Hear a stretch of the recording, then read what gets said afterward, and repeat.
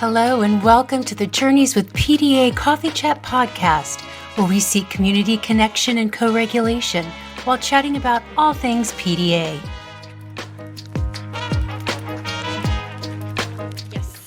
Hello and welcome to Journeys with PDA Coffee Chat podcast. I'm Heather.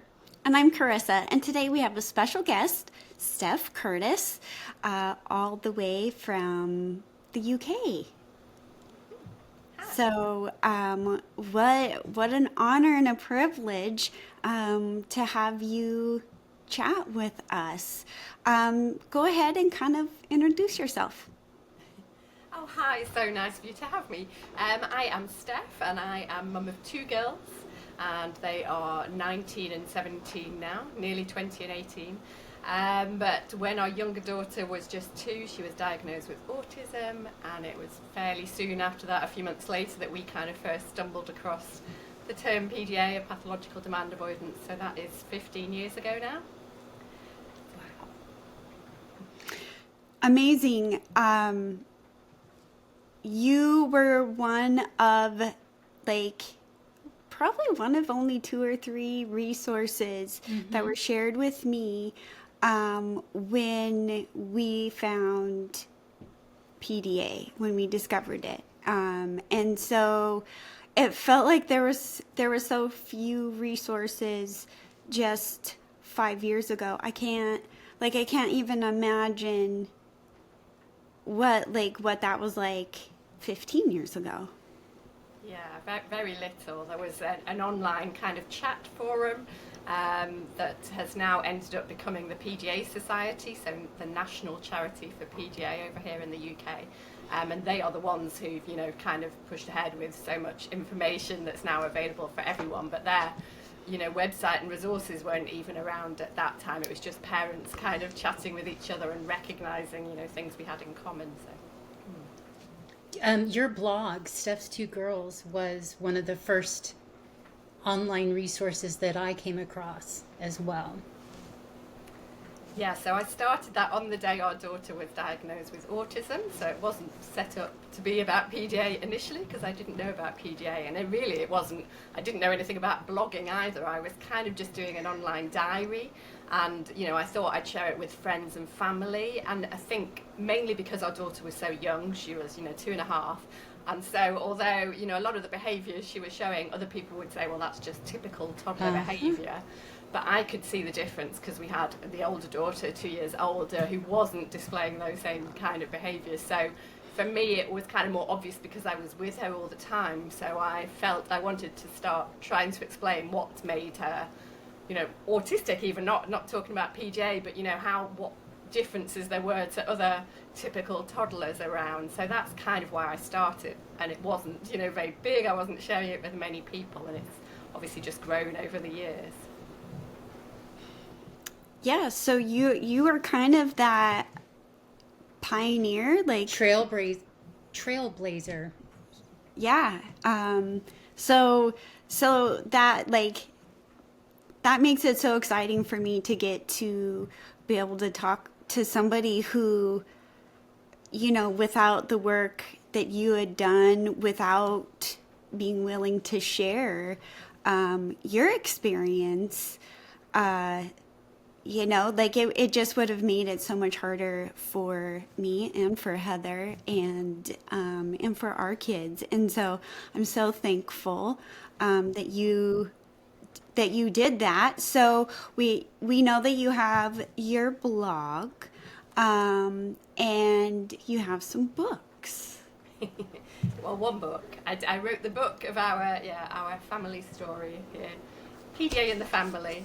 So yeah, that came out last year, and it really is kind of the story from that to the day of diagnosis, or a bit before that, what the children were like, right up until about when our youngest was about 14. So kind of all those challenges we faced over those years. So yeah, and I've done that to try and help other people because, like you said, not many people talk about this because a lot of it is difficult and a lot of other people don't understand when you're not living this life.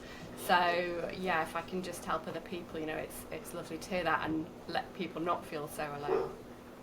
It's interesting because when I would read your blog, I would actually print out. I do better comprehending if I have a hard copy versus reading things on a screen. So I did. I had a Steph's Two Girls, like, like a binder that I would just, I mean, that's really interesting, because in a way I wish I might even get round to going back to the kind of blog posts I did in the early days, because not everybody likes books and, the full story. And actually writing a book is very different to the kind of blog writing I was doing. So, in a way, probably the blog writing I found easier and I preferred, but there's a lot more kind of, not a lot more, but there's direct information in there from certain periods that would be helpful. So, yeah, I might go back to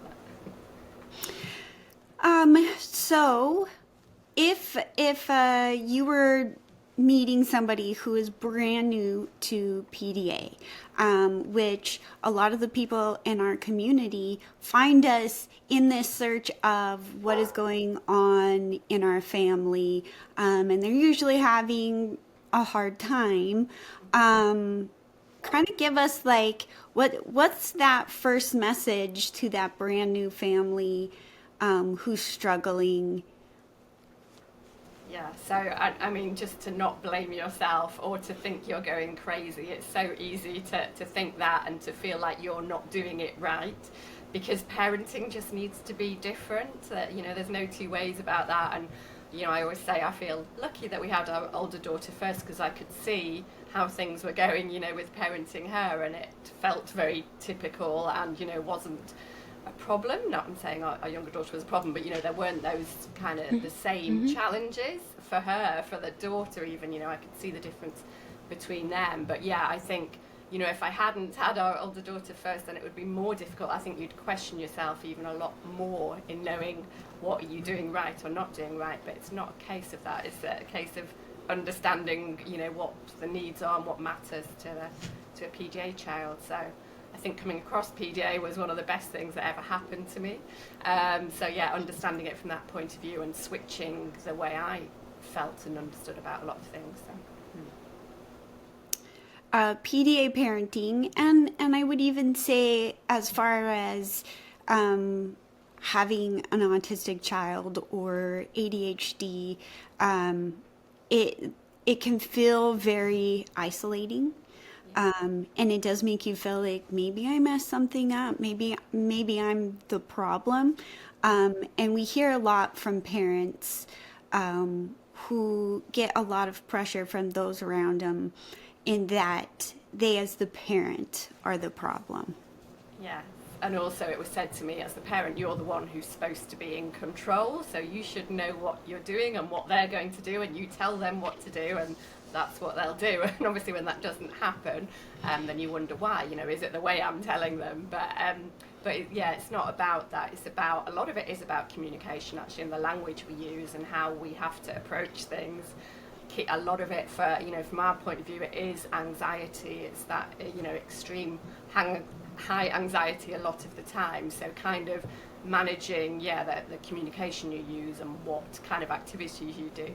But also bearing in mind, what society expects, and how a lot of us are brought up. We either expect to be that kind of parent ourselves, or we want to do the complete opposite to what our parents did if you didn't have that kind of relationship. But there's still all of those pressures from society, expectations that society expects a child to, sit at the table to eat or to have friends or whatever it is. There's a lot of kind of, what people would call, those typical society expectations, yeah.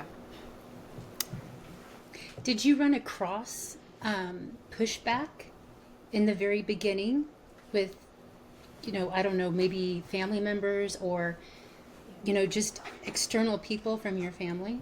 We've been really lucky, in terms of family and friends, and I think actually the blogging helped with that, because I was explaining a lot more, so that, I always say start with educating, and people can't understand what you're living through if you're not telling them about it. So we were mostly supported, and our daughter went off to school, and actually their first school she was out there, the infant school when she was young, were very good and made the accommodations she needed. So that that went well. You know, there were certain people along the way, or have been certainly more in later years actually, who, you know, who just have the attitude that they don't believe in PDA, you know, and think we could do more. So, you know, it's tough coming up against those, but I've been, extremely lucky in terms of family and friends and that kind of support, so grateful for that. But I hear from lots of other families, obviously, in the community where that's not the case. A lot of, disbelievers and people who think they can do it better, even though they're not living with a child, which is frustrating, Right. Very frustrating.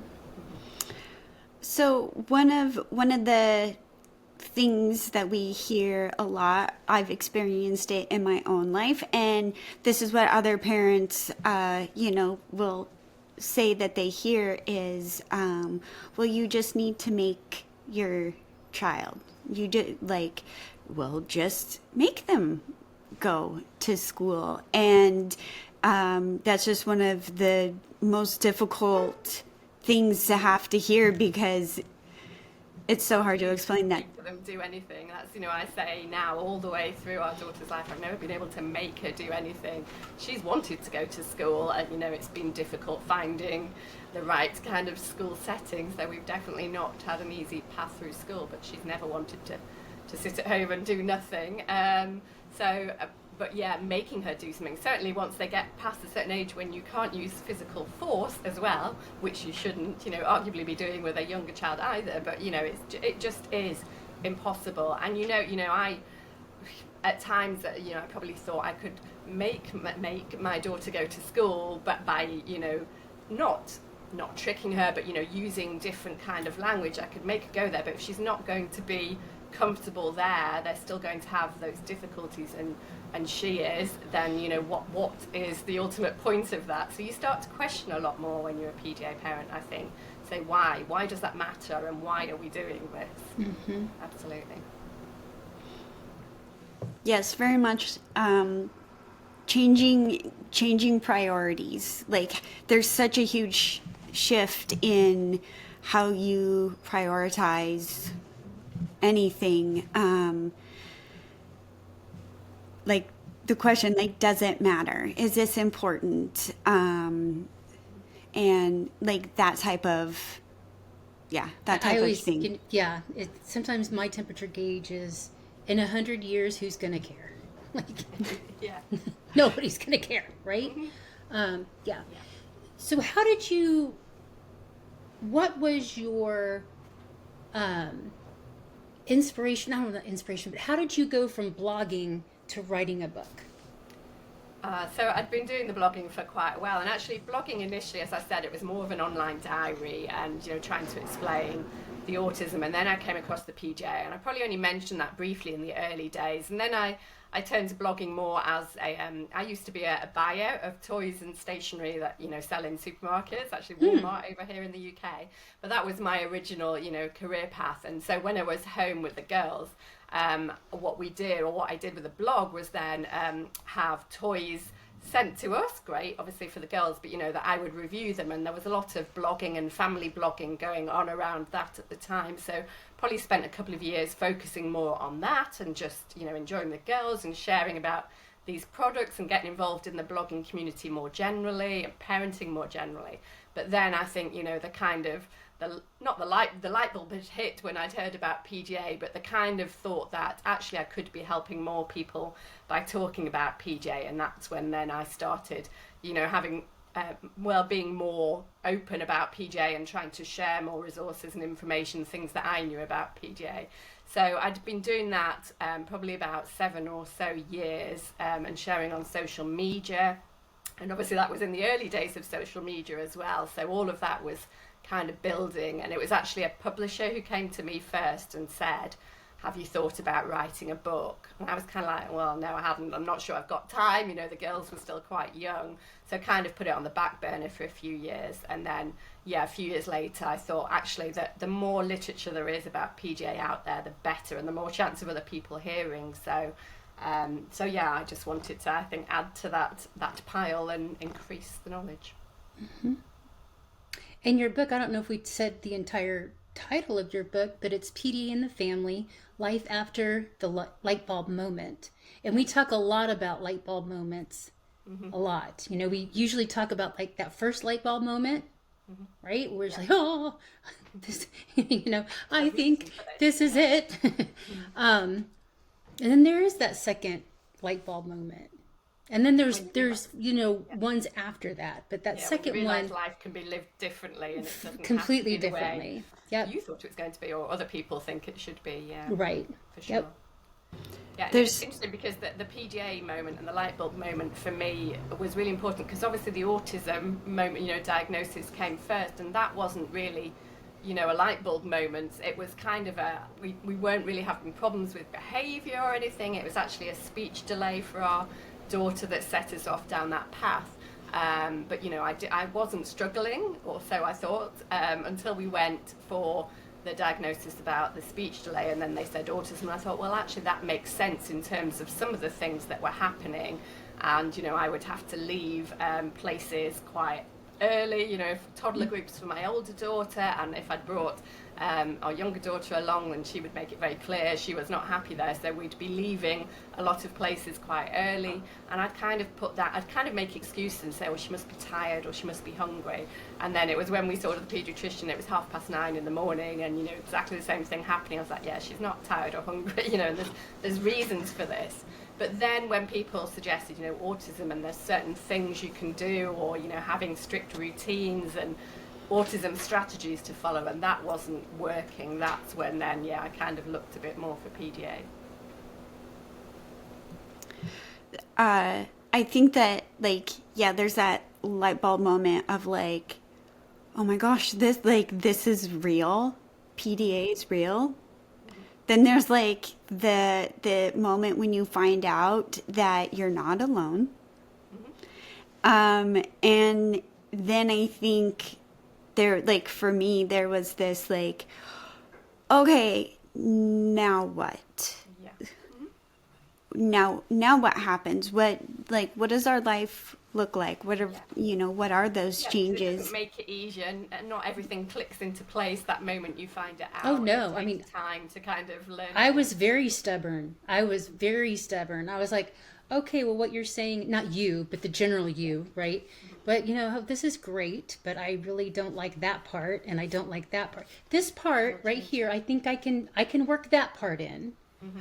I am comfortable with that part, and I'm comfortable with this part, but not this part. And then you just realize that you're spinning your wheels again, you know. And so for me, that second light bulb moment was, all right, you've just got to give it all up, and you've just got to go all in with what people are, you know, the people in the PDA community are suggesting are the best practices for accommodating my son. Yeah. It's kind of like that, the I don't know if you say it over there, probably not, but the proof is in the pudding is kind of a we say English phrase. But you know, when you start doing this and it works, and then life is working better, then you realise that's what's needed. And I always say we wouldn't do this, we wouldn't live like this, parent like this, if it wasn't needed. It would be easier to do it the other way. Most certainly.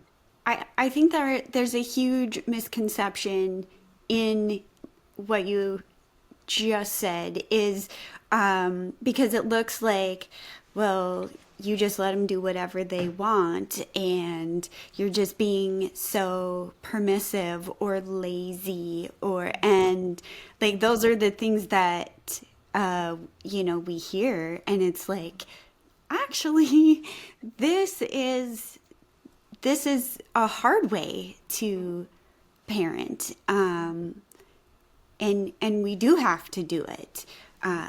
We parent our kids in the way that they need to survive, and it's not about being lazy or spoiling them. That's one we hear a lot. You're spoiling them. How are they going to make it in the real world? Yes, that was something that occurred to me.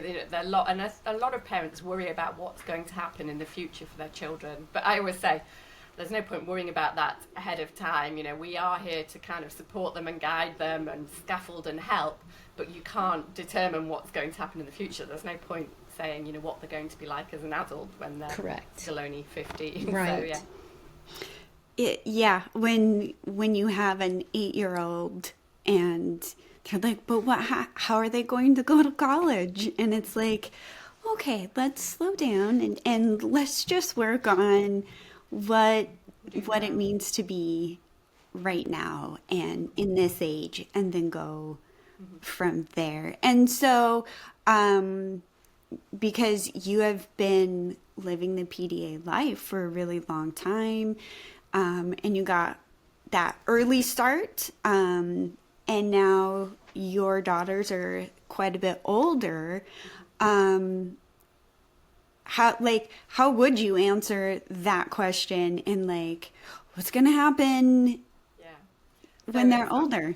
Obviously, clearly it's different for every child, every individual, isn't it? And it's, you know, very much determined by their ability levels in certain areas. You know, people might think actually at the moment we're in a phase, as I said, our PDA year is 17, you know, teenager, we've not gone through the teenagerhood times yet, but you know, she's very different to a lot of other teenagers who might be wanting to be out and doing things and spending and all of that. So our daughter is not, you know, she doesn't leave the house very often. She goes to a specialist school setting. She's, you know, taken time, but she's happy to go there. But other than that, she doesn't at the moment want to be outside participating in life. Other than she's started driving lessons, which I never thought she would do. Not because I didn't think she was capable, but, you know, I don't know whether we'll get to the point where she can drive alone on the roads, because her anxiety about, you know, could she talk to someone if something happens. So that's a whole different level. But, you know, if it does, you know, we get to that point, it'll be great, but it doesn't matter if we don't. She's learning a new skill at the moment. So for me, that is amazing. But yeah, it's, you know, I still say she's only 17. You know, other people might be saying, you know, 17, nearly an adult, and should be doing this, that, and the other. But to me, everything is kind of, you know, a bit of behind time-wise, and it's just slower steps to get to places. You know, I'm still teaching her kind of the independence thing, and it will just take that bit longer. But there's no rush to get her out of our house or, you know, to find her career. Most, you know, 17-year-olds don't really know what they want to do. She actually probably has a pretty good idea of what she wants to do. How we get to that, I don't know, you know, and I'm probably going to have to be involved in some way with the support to do that. But yeah, I mean, in many ways, she's very, you know, I love all of her qualities, that she's so determined and she does know, you know, what she wants to do and has developed her own skills and taught herself so much. So yeah, there's great positives to PDA as well, I think. I love getting to hear all of those positive things, because most of the time people find PDA and they find us when things are really, really hard. And so that it's hard for them to even recognize all of the great things that they do have. And so I love getting to hear you talk about those very positive characteristics, and that it doesn't have to look like everybody else, but it's still like there's still so much good there.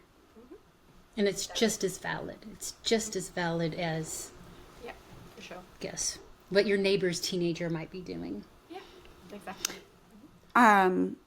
So I have young teenagers, so my teenagers are younger, 13 and 15, and it's so interesting when we do meet someone, and I don't even mention, you know, being autistic or PDA or anything, but they go, oh, teenagers are the worst, it's so hard, it's scary, it's terrible.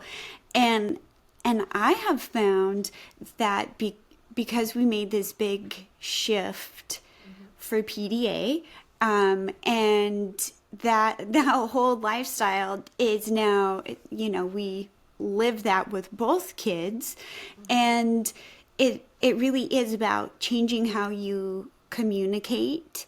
It's changing how you listen to them. There's connection and a lot of trust, and there's a different type of how I lead, guide, and teach my kids, I think, rather than what would be considered like a neurotypical.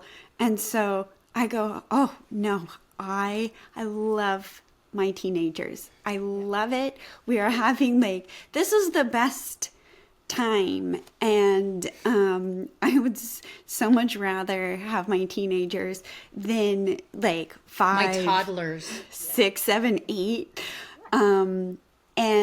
But we've built so much to get to this place of where we get to have really, really incredible conversations, and we're more working together in life. Yeah, and that's it. I think we're a lot more thoughtful.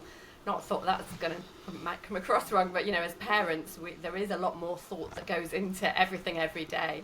Like I said about someone saying, well, you're the parent, you should be in control, and often I think it feels like the PDAs are in control because that's what they need to keep their anxiety low, to be in control. But I would say, I know it looks like the child is in control, but actually I've put a lot of thought into, how we get to this place, how we do that, where the escape route is, all of that kind of detail that really builds. And like you said, that trust and the trusting relationship are so important, because when they realise that you're doing the best for them and you're not doing what you want to do, kind of ignoring their needs, then that really helps. Yeah, it makes a big difference. And I feel like it's not necessarily that my daughter is in control, but it's more of this equal collaboration that we get to have just going through life. And when I look at that, I'm just like, wow, what an incredible opportunity that we now don't have to have a power struggle and a this dynamic or of rebellion, because she already knows that she can just come to me and we're going to talk through and we're going to figure it out, and that I'm deeply listening to what she's trying to say. And of course, she's saying it in a different way, because there is that communication difference. Heather and I talk a lot about double empathy and that shift in how you communicate and you listen and you respond. But now we get to have this beautiful friendship where we're partnered together. And I would prefer that so much more than me trying to actually have full control and be the boss. And I think it allows them to develop, as their own people more as well, as individuals as they're going to be. And so many PDAs, I think, apart from humour that's often involved, I think, in a lot of, or with a lot of PDAs, but the kind of logic aspect about things, they're very good at getting to the point. What is the point of doing this? Why would you be wanting me to do this? So it does make us question ourselves as well. And then you think, well, actually they've got a point. Why? It makes for a lot of very interesting conversations. And you really do have to be, give it a lot more thought or intention of why am I asking this?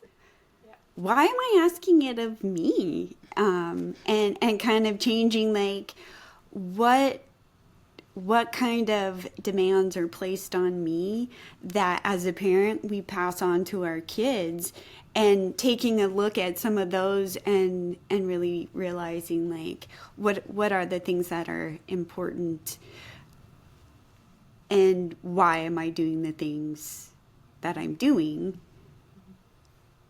And it really brings a whole freedom, I feel like, to our whole family. Mm-hmm. Steph, what is your favorite part of your book? Oh, so the first thing that comes to mind, I don't really want to say. But, That's fine. no. What is your because- second favorite part of your book? Well, no, the first thing actually that has come to mind is the fact that my husband wrote a chapter, but it annoys me that, that's kind of one of the good things about the book, because obviously I've done most of the work of parenting full stop, but, of the book and the blog and everything as well. And then he came along and wrote one chapter in the book, and of course, people loved it and said that was the best. I'm like, that's really annoying. He's just annoying like that, but it is a good chapter, and I think because it is quite unusual to hear, the male carer point of view in any kind of family. So it's good from that, but also, his experience is a different one to mine, and my friends will hear from me how it's been for me, but some of them hadn't really appreciated how it's been for him as well. And I think going back to that, the idea of the trust relationship and the fact I'm the one who has been at home. Obviously, there's the con to that I haven't been able to have a career as such, but or been out of the house. But then that means that mine and my PDA's relationship is much closer than hers with her dad. Which happens in a lot of families too. But they still have a human relationship. But at times that's got more difficult. And actually to see that written down, I think other people would relate to that too. I'm sure.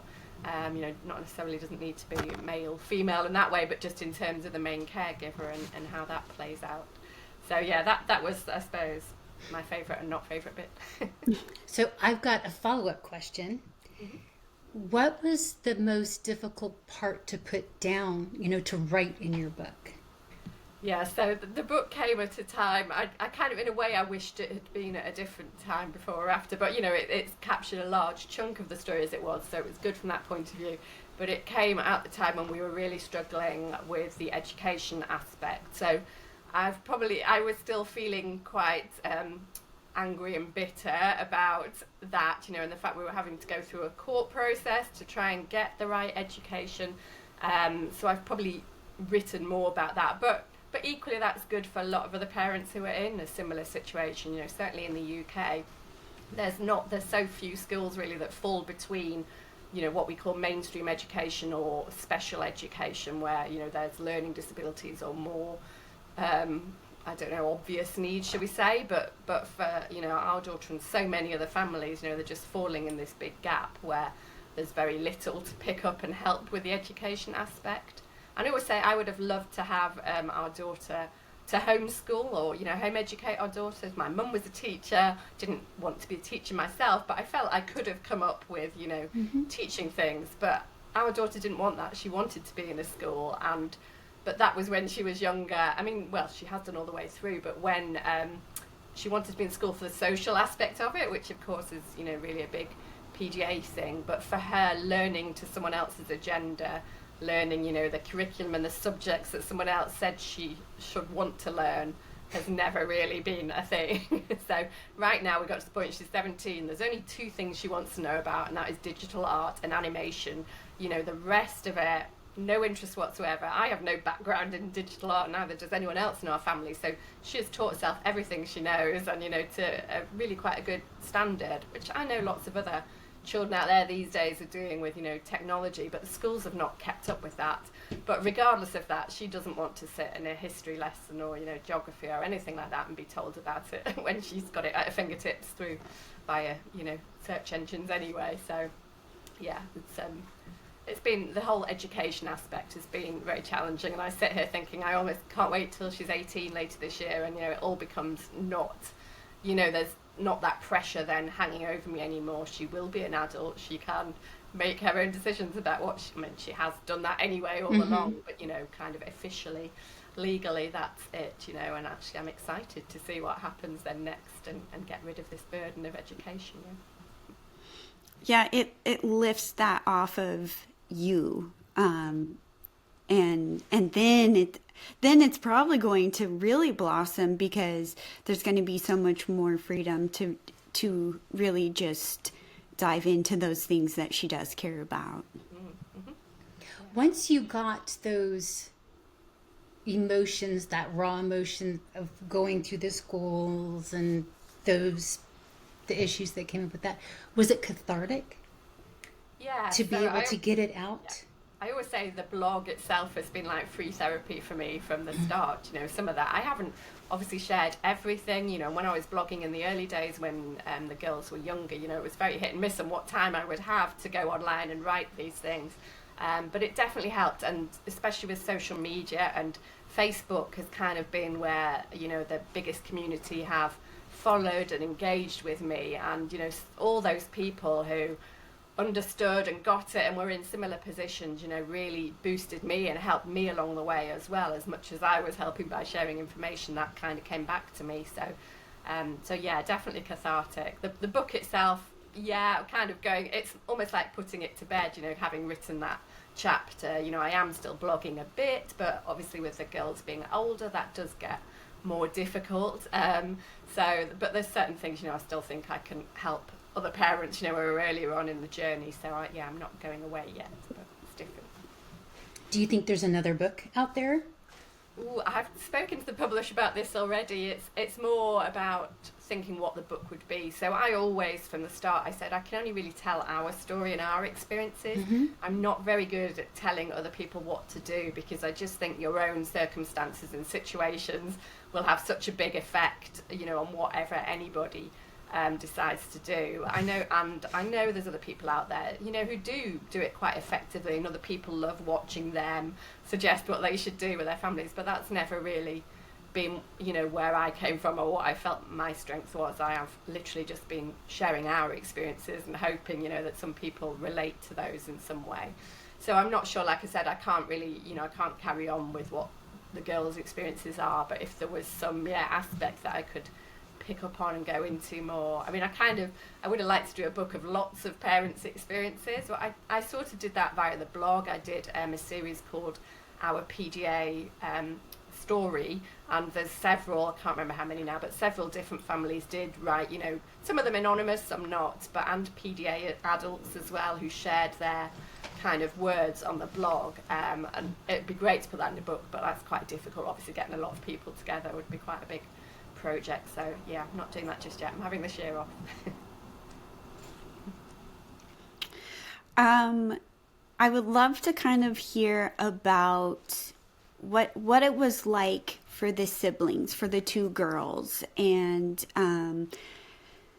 that I think the biggest topics that people struggle with is education, and then if you have more than one child, it's siblings, and that sibling relationship. And so what did that look like just in your family? Yeah, so it was, I guess we were lucky again that our daughter was diagnosed so young. So our older daughter was 4 when she was diagnosed at 2. So, and I mean, that sounds crazy because now I think about it, all siblings have obviously always been with their sibling from the start, so they know their behaviours. But I guess, you know, we went and understood it ourselves, so therefore our older daughter could kind of see from the way we acted what worked better with her younger sister. So she was very quick and intuitive in terms of without us having to tell her, no, you know, it's better if you do things this way or that way.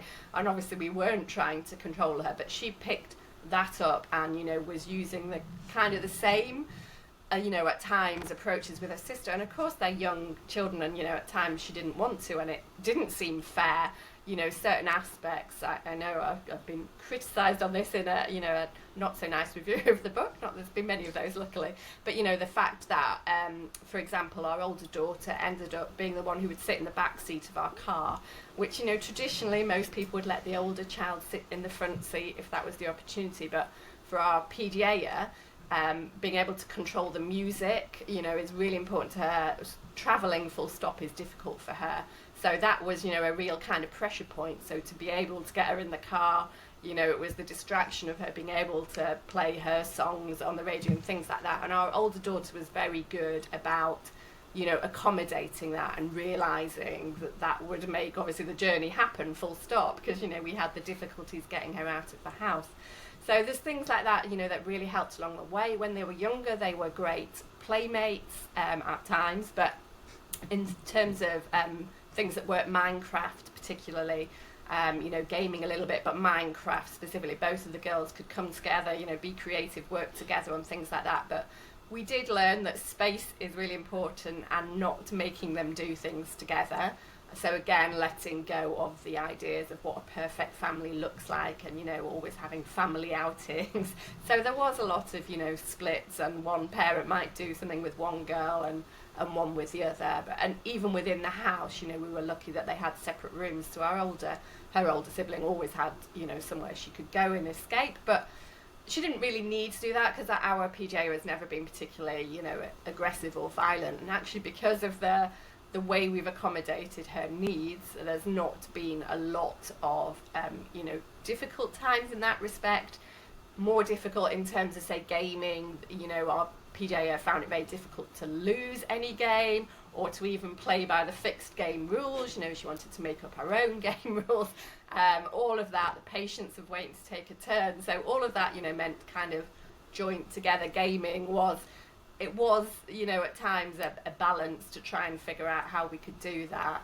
And as they got older, that became more difficult because I think then the gap in terms of maturity increased, if that makes sense. So our eldest daughter then was wanting to do more typical teenage things. And also she was then much later on, at the age of 16, also diagnosed with ADHD and autism.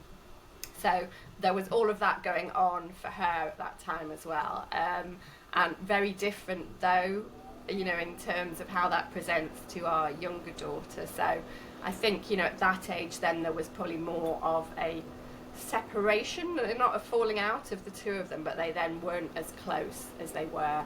And it's a bit difficult now. Older daughter is studying in America, so she's a long way away from us.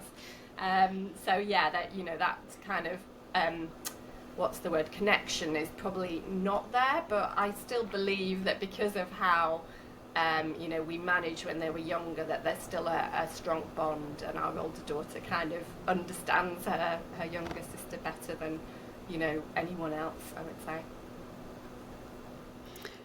I really like the emphasis on allowing space, and that's what I find is so important with my two kids, is just allowing a lot of space. There's sort of this idea of I'm going to have 2 or more kids, and then they're going to be best friends, and they're going to be around each other all the time, and it's going to be cute and happy, and that just is not the dynamic for our family. And I can see now as both kids are getting older, and that maturity is changing in them as a person, their interactions now are better and easier than when they were younger. And I think my non-PDAer, who is my younger, just as the non-PDAer is my younger. He's just kind of figured out what works, what doesn't work, when to just stay quiet, because we talk a lot about is the fight worth it? Do you need to prove your point, or just maybe let it go, stay quiet, and it that helps with those interactions. Not eating together is probably one of the best things that we shifted, because it does allow that space, especially because I think eating can be really hard, especially with my PDA. She's not always picking up those hunger cues early enough, and so she gets to dinner and is very out of sorts, and it has to do mostly just with being hungry.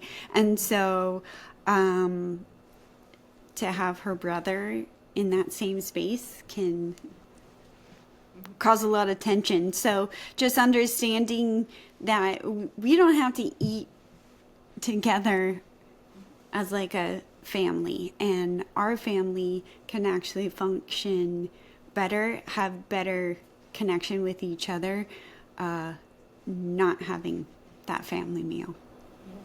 But also thinking, so our PDA struggles with food, and actually has had the same 8 foods every day for about the last 8 years. So has quite a restrictive diet. Really struggles, with taste and textures. But she does eat separately from the rest of us. She's always needed food earlier in the day, but her tea time, her evening meal, she would have, at like 4 o'clock in the afternoon, and then not need to eat anything else before bedtime.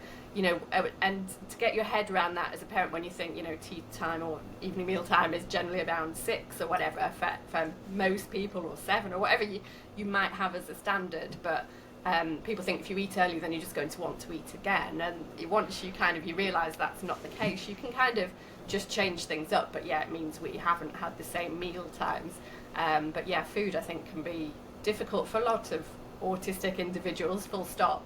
But what I was going to say about that is, just because family meal times are not possible now doesn't mean that they won't be at some point in the future. When they're grown up, not everybody is going to sit down every day for a meal together anyway, because everybody's doing lots of different things. So it just means there might be the odd occasion where it does work, and then you just enjoy that if it happens. So.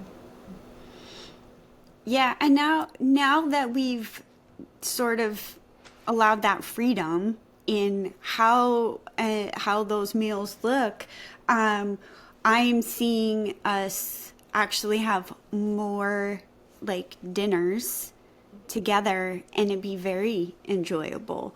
But it's also not a required thing either. So we have like just a couple like favorite meals that both kids enjoy the food.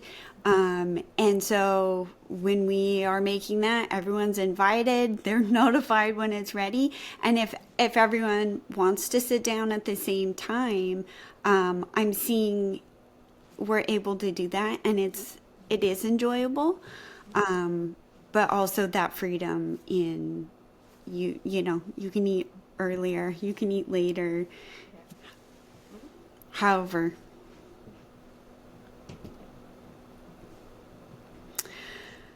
I like the comment you made about where everyone sits in the car, because we actually had like several months where I sat in the back seat with my son, and my PDA sat up front while Dad was driving. And she got to be in charge of the conversation. She was in charge of the music, and she had direct and full conversation with her dad. And then me and my son, we would just be in the back seat and kind of did our own thing and kept low key. And that dynamic, and like that, and I'm not even sure like how your position in the car is like some sort of major status symbol, but like somehow that is. And so when we were like, okay, we could maintain like this status and this structure of like only certain people can sit in the front, or we could let go of all of that, I would sit in the back, and then we get to have a peaceful car ride. And so the moment that we were like, wait a minute, like this is going to change our lives if I just sit in the back seat. And I was like, absolutely, I will sit in the back seat. And it majorly altered things in that season and that period of time. And then it was just like all of a sudden one day, she just was like, no, Mom, you can sit in the front. We were like, really? Is this a trick? Yeah. And she was like, no, no, I'm fine. I'll sit in the back. And it was, you know, it was no longer a status symbol or a position of power on where a person is positioned in the car. And so then she was like, no, it's fine. I know that you like to talk to Dad. And so that's okay. I'll sit in the back. And so like that shift in expectations and also like just because you let your child sit in the front seat and be in control of the music doesn't also mean that that's the only way it can be forever. Yeah, things change, yeah, for sure. But yeah, I spent, because you've just reminded me, I did spend quite a few years, yeah, being in the back seat, but it doesn't happen so much anymore because we're not, you know, tending to all go out so much together anymore. But yeah, that definitely happened for us as well. Yeah.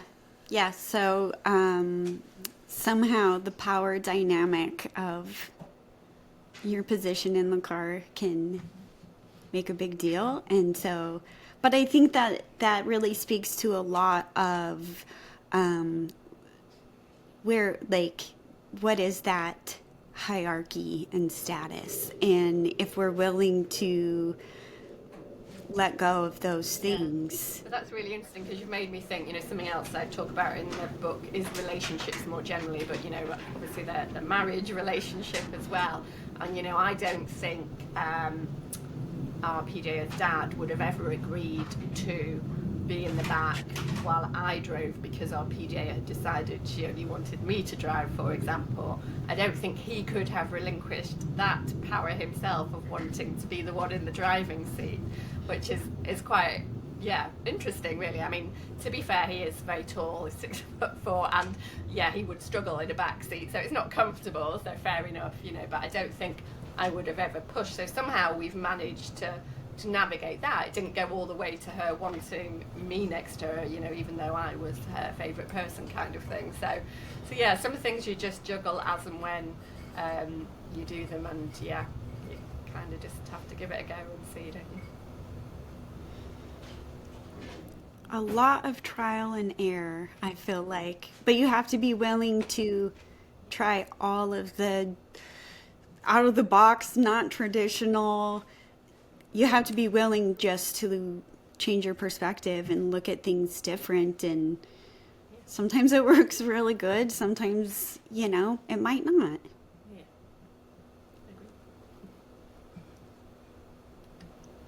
I find the whole sibling relationship just fascinating. My son is the only, so I'm just sitting here nodding. Yeah. Yes, that's, yeah. Never thought about hierarchy positions in the car. Like, well, it makes sense. You know? Yes. Siblings, that's that's a big, and it's something that comes quite often into our community. Just questions about how do you meet the needs of this sibling? Yeah. If it looks like we're doing all of these things right, like we definitely have a lot of those conversations. Yeah. So. We kind of we kind of apply a lot of just PDA parenting like across the board. And it's not a parenting style. It's just like how we live our life. And so a lot of those shifts in perspective that you take for a PDA, we have applied it to our son, who is autistic, and he's very anxious. And so all those perspective changes are incredibly helpful for him as well. To just to meet his needs you know, and to make the family flow. Yeah, thinking back to meal times there, like I said, you know, our younger daughter, we've never said she has to sit at the table and eat with us and have a family meal. So therefore that meant we said that to our older daughter as well. And then people go, but then, you know, how will they know what to do, or how to eat with a knife and fork when they're out, or, you know, how will they...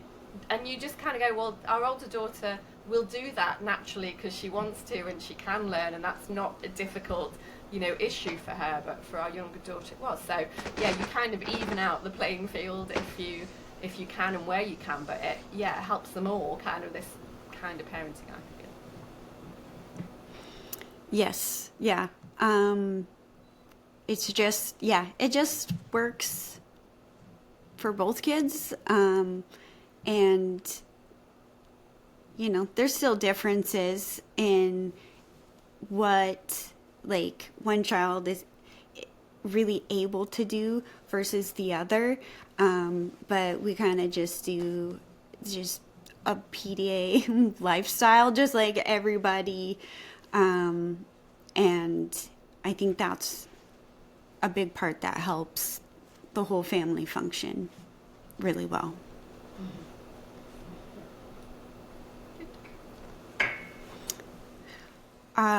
Well, thank you so much for coming and chatting with us, for sharing. Thank you for just being so open and, you know, starting that blog in the very beginning, and just being one of those voices out there, so that I didn't have to feel so alone, and I didn't have to feel so crazy, and just means a lot to me, and so thankful for that. Yes. Oh, thank you. It's lovely to hear that, but like I said, you know, it gave a lot back to me as well, so glad I've done it. I'm going to have to look and see if I still have my binder full of Yes. the printouts. Yeah. Well, we will make sure that everyone who is listening or watching knows how to find you. Your blog is Steph's Two Girls. Is that correct? Yes, it's .co.uk. Yes. Okay. And then also your lovely book, which gives wonderful insight just into that PDA family. And we will make sure that everybody has that information on how they can follow you and connect with you. Thank you. Yes, I'll still be around for a bit yet. Fantastic. And if you would like more information on the pathological demand avoidance profile of autism, you can check out our website, journeyswithpda.com.